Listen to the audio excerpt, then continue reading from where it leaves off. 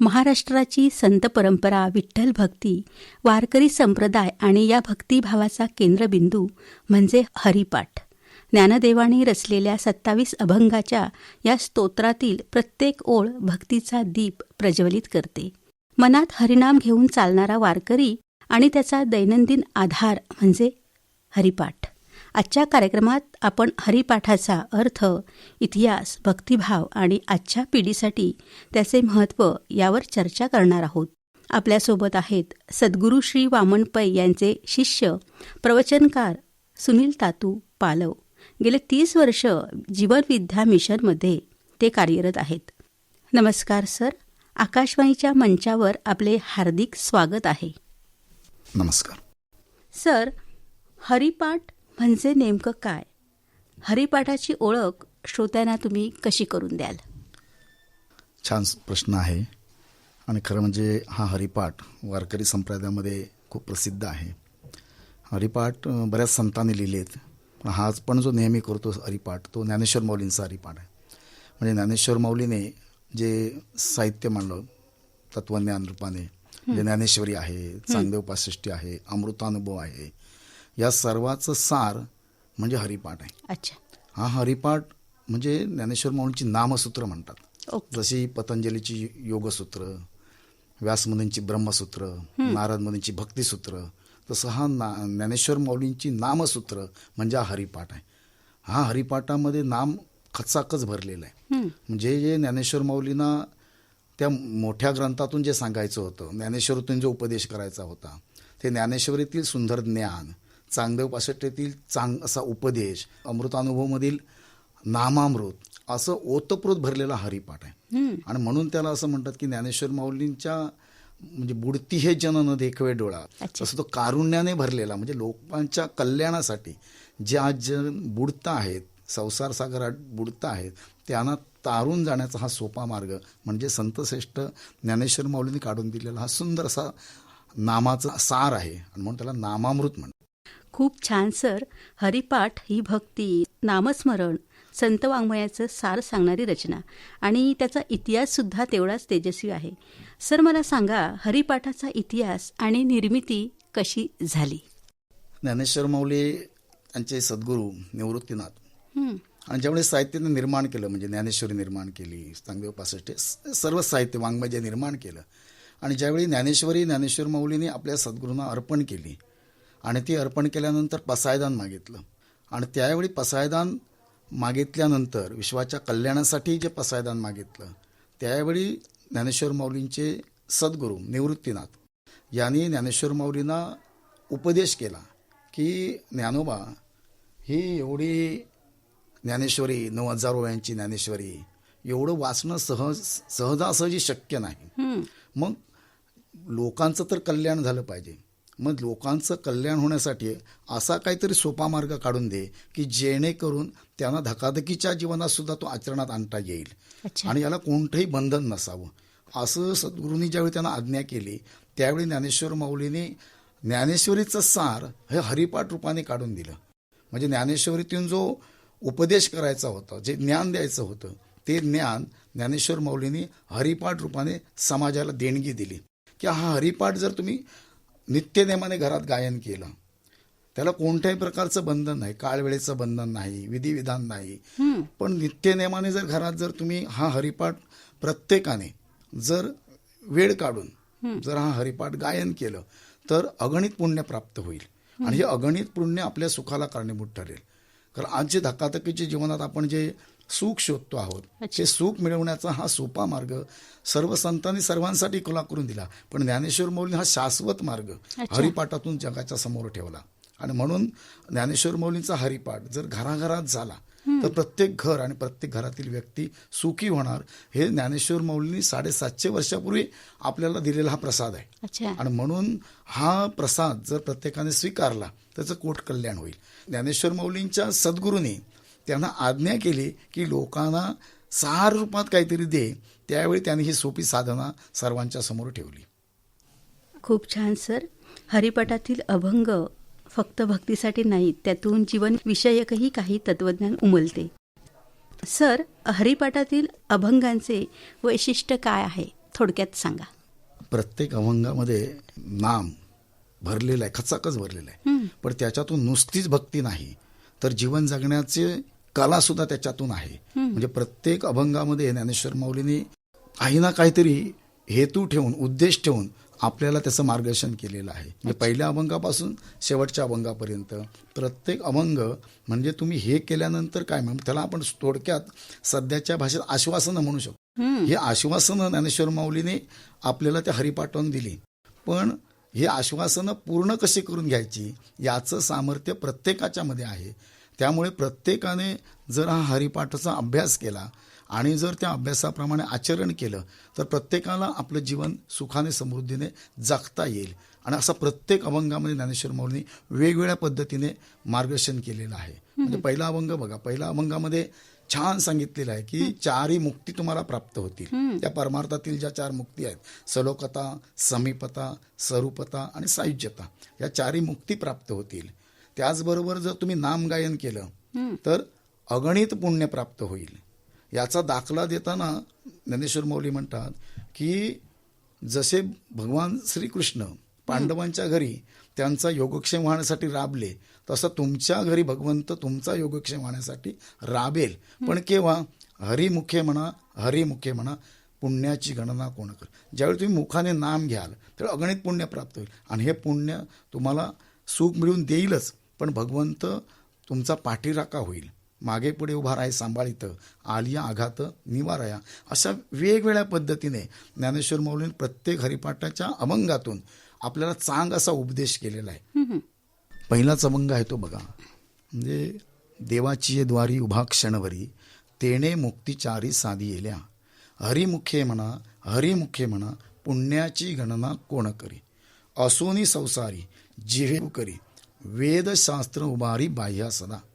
ज्ञानदेव म्हणे व्यासाची एकुणे, द्वारकेचा राणा पांडवा घरी. सुंदर सांगितलं की देवाचे द्वारी, द्वार म्हणजे श्रद्धा, देवावर श्रद्धा ठेवून तुम्ही देवाचं नाम घ्या.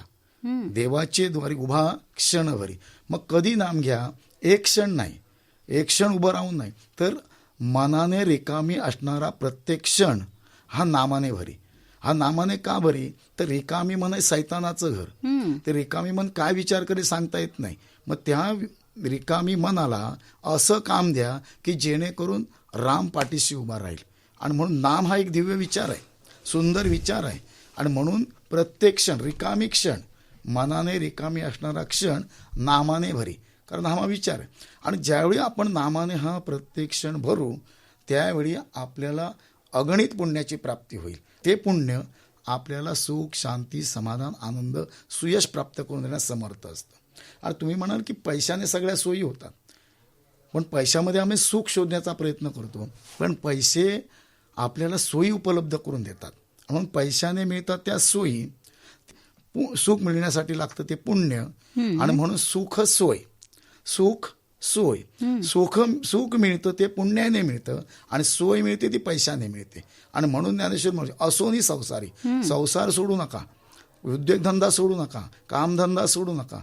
उद्योगधंदा सांभाळून, नोकरी व्यवसाय सांभाळून, कामधंदा सांभाळून जो तुमच्याकडे रिकामी वेळ असेल तो नामाने भरा. म्हणजे कामधंदा करून काय होईल? तुमच्याकडे पैसा येईल, पैशाने सोयी मिळतील. पुण्याची जोड पाहिजे, मग पुण्याची जोड मिळवण्यासाठी देवाचं नाम घ्या. देवाचं नाम हा अगणित पुण्य मिळवून देणारा राजमार्ग आहे. आणि म्हणून हरिमुखे म्हणा, हरिमुख. आणि याला कोणतंही बंधन नाही, काळवेळेचं बंधन नाही, विधिविधान नाही, कोणी घ्यावं, कुठे घ्यावं, कसं घ्यावं, कोणत्याही प्रकारचं बंधन नाही. कोणीही घ्यावं, म्हणजे सर्वांशी येथे आहे अधिकार. कलियुगी उद्धार हरीच्या नामे, असं संत म्हणतात की हे कलियुग आहे. आता या युगामध्ये सर्वांना जर कोणती साधना करता येईल तर ती भक्ती मार्ग, सर्वात सोपा मार्ग. मग कोणीही नाम घ्यावं, छोट्यापासून मोठ्यापर्यंत. आणि नामाचं असं आहे की नाम घेणारा जरी अज्ञ असला तरी नाम ऐकणारा सुज्ञ असतो. आणि त्यामुळे तो सुज्ञ आहे, तो समजून घेतो आणि आपला योगक्षेम वाहतो. भगवंतांनी पण भगवद्गीतेत सांगितलं, अनन्या चिंतयन्तो मा यजना पर्युपासते तेषां नित्याभियुक्तानां योगक्षेम वाहम्य. मी कोणाचा योगक्षेम वाहीन? जो माझं नित्यनेमाने चिंतन करेल, माझं भजन करेल, माझं ध्यान करेल, माझं भान राखेल, त्याचं मी योगक्षेम वाहीन. आणि म्हणून ज्ञानेश्वर माऊली सांगतात की तुम्ही संसार न टाकता संसारात राहून देवाचं स्मरण करा, जेणेकरून तुम्ही जे काम करता ते कामच असं करा की ती परमेश्वराची पूजा आहे. आणि मग पुढे ज्ञानेश्वर माऊली दाखला देतात व्यासमुनींचं प्रमाण देऊन, की जसे व्यासमुनी सांगतात की ज्ञानेश्वर भगवान श्रीकृष्ण पांडवांच्या घरी त्यांचा योगक्षेम वाहण्यासाठी राबले, तसा भगवंत तुमचा योगक्षेम वाहण्यासाठी तुमच्या घरी राबेल. पण केव्हा? हरिमुखे म्हणा पुण्याची गणना कोण करी. तुम्ही ज्यावेळी देवाचं स्मरण कराल, देवाचं नाम घ्याल, कारण नाम हा दिव्य विचार आहे. आणि जसे विचार तसा जीवनाला आकार. चांगले विचार केले जीवन चांगलं, अनिष्ट विचार केले जीवन अरिष्ट. म्हणून सद्विचारांची जोपासना व्हावी या दृष्टिकोनातून संत ज्ञानेश्वर माऊलीने आपल्याला हा हरिपाठ दिला की हा सद्विचारांची जोपासना करा. आणि सद्विचारांची जोपासना जर आपण केली तर ती एका बाजूने परमेश्वराची उपासना आहे आणि दुसऱ्या बाजूने जसा विचार तसा जीवनाला आकार. त्यामुळे चांगले विचार केले तर आपलं जीवन नक्कीच चांगलं घडेल. आणि म्हणून ज्ञानेश्वर माऊली आवर्जून सांगतात प्रत्येकाला की हा नामाची कास धरा. खूप छान सर. ज्ञानदेवानी रचलेल्या अभंगाच्या या स्तोत्रातील प्रत्येक ओळ भक्तीचा दीप प्रज्वलित करते. सर खूप छान सांगितलं. म्हणजे कसं प्रपंच आपला सांभाळून नामाचं स्मरण केलं पाहिजे. सर आता मला सांगा, हरिनाम आणि हरिपाठ याचा संबंध कसा आहे? हरिपाठ म्हणजे हरिपाठीशी उभा राहावा यासाठी दिलेलं साधन. हरिपाठीशी उभा राहावा यासाठी दिलेलं साधन म्हणजे हरिपाठ. अच्छा. या हरिपाठामध्ये काय आहे? अतपासून इतीपर्यंत भगवन नाम भरलेलं आहे. आणि ज्यावेळी भगवन नाम आपण घेतो त्यावेळी तो भगवंत नाम घेणाऱ्याच्या सहज पाठीशी राहतो आणि सतत राहतो. कारण भगवंताला नाम अत्यंत प्रिय आहे. अच्छा. माझे भक्त गाती जेथे नारदा मी उभात येते. म्हणजे जेथे माझं गायन चाललेलं आहे, माझं नामघोष चाललेला आहे, तेथे मी हजर असतो. आणि म्हणून हरिपाठ हा नामाने भरलेला आहे. त्यामुळे हरिपाठ म्हटला तरी नामस्मरण केल्याचं श्रेय मिळतं. त्याविषयी वेगळं नाम घ्यायची गरज नाही. पण वेगळं नाम घेतलं तरी ते नाम हरिपाठात भरलेलं आहे. त्यामुळे हरिपाठ करा किंवा नाम घ्या, म्हणजे कोणताही मंत्र घ्या, तो नाम ह्या हरिपाठात भरलेला आहे. आणि त्यामुळे हरिपाठ आणि नाम हे एक आहे. म्हणून त्याला ज्ञानेश्वर माऊलीची जी नामसूत्र म्हटली ना मगाशी, ती नामसूत्र आहे की त्याच्यामध्ये नाम भरलेलं आहे. त्यामुळे तो हरिपाठ करणं म्हणजे नाम गायनच करणं. म्हणजे 27 अभंग जेव्हा आपण एका सुरात म्हणतो, एका तालात म्हणतो, त्यावेळी आपल्याकडून 108 वेळा हरिनाम घेतलं जातं. अच्छा. आणि म्हणून नाम आणि हरिपाठ हे एकच आहे. खूप छान सर. खूप छान असं तुम्ही विश्लेषण केलं. आता वारकरी परंपरेत हरिपाठाचं स्थान काय आहे? वारकरी संप्रदायाचा प्राण म्हणजे हरिपाठ आहे. अच्छा. म्हणजे जर वारकरी खरा असेल ना तर तो हरिपाठ कानात पडला आणि झोपलेला जरी असला तरी तो उठून धावत येणार. योग म्हणजे त्याला वारकरी संप्रदाय प्राण म्हणतात. अच्छा अच्छा. म्हणजे वारकरी संप्रदायाला जो मार्ग दाखवला ज्ञानेश्वर माऊलीने तो या हरिपाठातून. म्हणजे जसं संध्येला महत्व आहे ना तसं हरिपाठाला महत्व आहे. संध्या आपण करतो ना, त्रिसंध्या वगैरे प्रकार माहिती आहे. तसं वारकरी संप्रदायामध्ये हरिपाठाला म्हणजे भागवत धर्मामध्ये हरिपाठाला महत्व आहे. मग आणि वारकरी संप्रदायाचा तो प्राण आहे. त्यामुळे वारकरी हा हरिपाठ आणि वारकरी हे समीकरण आहे. वारकरी म्हटला की हरिपाठ. आणि हा हरिपाठ म्हणजे ज्ञानेश्वर माऊलींनी जगाच्या कल्याणासाठी दिला. आणि हरिपाठाचं दुसरं वैशिष्ट्य असं आहे की हरिपाठ जे गायन करतात ते हरिपाठ म्हणणाऱ्याचा तर उद्धार होतोच, पण ऐकणाऱ्याचा उद्धार होतो. दोन्ही पक्ष पाहिजे. म्हणजे ऐकणारा एक पक्ष आणि नाम घेणारा एक पक्ष. हरिपाठ म्हणणारा एक पक्ष, हरिपाठ ऐकणारा दुसरा पक्ष. हा दोघांचा उद्धार करण्याचं सामर्थ्य हरिपाठात आहे. आणि म्हणून वारकरी संप्रदायाने आज ही पताका उंचावून ठेवलेली आहे. ज्ञानेश्वर माऊलींनी फडकवली, आज तशीच्या तशी उंचावून ठेवण्याचं काम हे वारकरी संप्रदायाने केलं आहे. आणि म्हणून हरिपाठ हा वारकरी संप्रदायाचा एका वाक्यात सांगावं तर हरिपाठ हा वारकरी संप्रदायाचा प्राण आहे. खूप छान सर. सर तुम्ही आता म्हणालात की हरिपाठ हा वारकरी संप्रदायाचा प्राण आहे. मग हरिपाठाचं सामाजिक महत्त्व काय आहे आणि आज हरिपाठाचं जतन संवर्धन कशा प्रकारे केलं जातं? सामाजिक प्रश्न आज खूप मोठा आहे, कारण आज समाज जर बघितलं तर बिघडत चाललेला आहे आणि हा समाजाला योग्य दिशा आणि योग्य मार्गदर्शनाची अत्यंत आवश्यकता आहे. कारण आपण जर दिशा चुकलो तर प्रवास चुकतो आणि मार्गदर्शन चुकलं तरी सुद्धा आपलं जीवन फुकट जातं. आणि म्हणून ज्ञानेश्वर माऊली 750 वर्षापूर्वी आपल्याला हा मार्ग दिला आणि हा मार्ग देताना फक्त तुम्ही भजन करा असं नाही सांगितलं, तर या हरिपाठाप्रमाणे तुमचं आचरण करा. खरं आचरणाला फार महत्व आहे. चरण आपण नेहमीच धरतो, पण चरणापेक्षा त्या शिकवणीचं आचरण होणं फार महत्वाचं आहे. आणि म्हणून जर या हरिपाठाचं गायन केल्यानंतर त्याच्यातील जर बोध आहे तो बोध जर समजा आचरणात आणला गेला तर सामाजिक परिस्थिती बदलू शकते. आज जी समाज जो बिघडत चाललेला आहे, चुकीच्या दिशेला चाललेला आहे, त्याला योग्य दिशा देण्याचं काम हे ज्ञानेश्वर माऊलींनी केलेलं आहे. आणि आज आम्ही स्वतः हे जीवनविद्या मिशनच्या माध्यमातून हे घरोघरी गावोगावी हा ज्ञानेश्वर माऊलीच्या हरिपाठाच्या माध्यमातून समाजाला योग्य दिशा देण्याचं काम करतो. आजचा तरुण जो भरकटत चाललेला आहे त्याचं कारण काय? त्या तरुणाला वाटतं की हे आमचं काम नाही, ते भजन कोणी करावं, वयस्कर लोकांनी म्हणजे रिटायर्ड माणसांनी करावं, म्हाताऱ्या माणसांनी करावं. पण म्हातारा कोणीच नाही, लक्षात घ्या. हे म्हातारे आहेत. म्हातारे म्हणजे काय? त्यांच्या अनुभवातून आपल्याला शिकायचं आहे. आणि त्यामुळे हरिपाठ हा जर लोकांच्या घराघरात गेला आणि त्याचा अर्थ जर लोकांना कळला आणि त्या अर्थाप्रमाणे जीवन जगण्याचा प्रयत्न केला तर सामाजिक परिस्थिती म्हणजे अगदी चुटकीसरशी सुधरू शकते, लक्षात घ्या. आणि म्हणून त्याचं महत्त्व लोकांना कळलं पाहिजे. त्याचं जतन संवर्धन आता सध्या आम्ही गावागावात जाऊन लोकांना आवाहन करतो, त्याचं महत्त्व सांगतो प्रवचनाच्या माध्यमातून, हरिपाठ गायनाच्या माध्यमातून. आणि तरुणांना विशेषतः आवाहन करतो की हा हरिपाठ म्हाताऱ्यांसाठी नाही, तर हरिपाठ हा आपल्या जीवनाचा बेस म्हणजे पाया जो आहे तो पाया मजबूत करण्यासाठी. कारण काय माहिती आहे, ज्ञान, विज्ञान आणि प्रज्ञान याची प्रत्येकाला आवश्यक आहे. ज्ञान म्हणजे आपण पुस्तकी ज्ञान घेतो किंवा ते पुस्तकी ज्ञान जे आहे ते, किंवा त्याला आपण ज्याला इन्फॉर्मेशन म्हणतो, माहिती आहे, तंत्रज्ञान म्हणतो, याची आवश्यकता आहेच. पण त्याचबरोबर विज्ञानाची पण आवश्यकता आहे. म्हणून आपण आज विज्ञानाचा पण आपण सदुपयोग करतो आणि त्याच्यावर प्रज्ञानाची जोड पाहिजे. प्रज्ञान म्हणजे प्रभूचं ज्ञान. ज्ञान विज्ञान जेव्हा संपतं त्यावेळी प्रज्ञान सुरू होतं. म्हणून आपल्याला सुद्धा बघा, जर समजा आपला एखादा पेशंट असेल तर डॉक्टर सांगतात की आमचे सर्व प्रयत्न आता आम्ही करून संपले, आता तुम्ही प्रार्थना करा. म्हणजे ज्यावेळी विज्ञान संपतं त्यावेळी प्रज्ञान सुरू होतं. आणि म्हणून आपल्या जीवनामध्ये जेवढं पैशाला महत्व आहे त्याच्यापेक्षाही काकणभर अधिक पुण्याला महत्व आहे. म्हणून 2 पंख आहेत आपले. एक म्हणजे पैसा, हा पैसा पाहिजे सोयीसाठी, आणि दुसरा पंख म्हणजे पुण्याचा पंख, तो सुखासाठी पाहिजे, स्वास्थ्यासाठी पाहिजे. आणि म्हणून सुख सोय पाहिजे, सुख स्वास्थ्य पाहिजे. आणि हे सुख स्वास्थ्य जे पाहिजे आणि त्या स्वास्थ्यासाठी आपण जी धडपड करतो आहोत, हे स्वास्थ्य मिळवण्याचा सर्वात सोपा राजमार्ग म्हणजे भक्ती मार्ग. खरंय सर.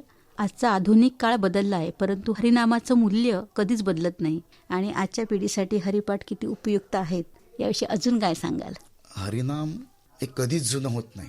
कारण भगवंत जो आहे ना, भगवंत तो अनादि अनंत आहे आणि त्याला दिलेलं ते नाव आहे. त्यामुळे ते कधी जुनं होत नाही. जसं आपण म्हणतो पुराण म्हणजे आपण शब्दशः काय म्हणतो, पुराण म्हणजे पुराण असं म्हणतो. पण पुराण नाही, ते पुराण हे पुराणच आहे, ते अबाधित आहे, त्याला अभिजात म्हणतो. तसा हा संतांनी दिलेला जो मार्ग आहे किंवा भगवंत नामाचा भक्तीचा मार्ग आहे तो अभिजात आहे. तो कधी जुना होत नाही, पुराणा होत नाही.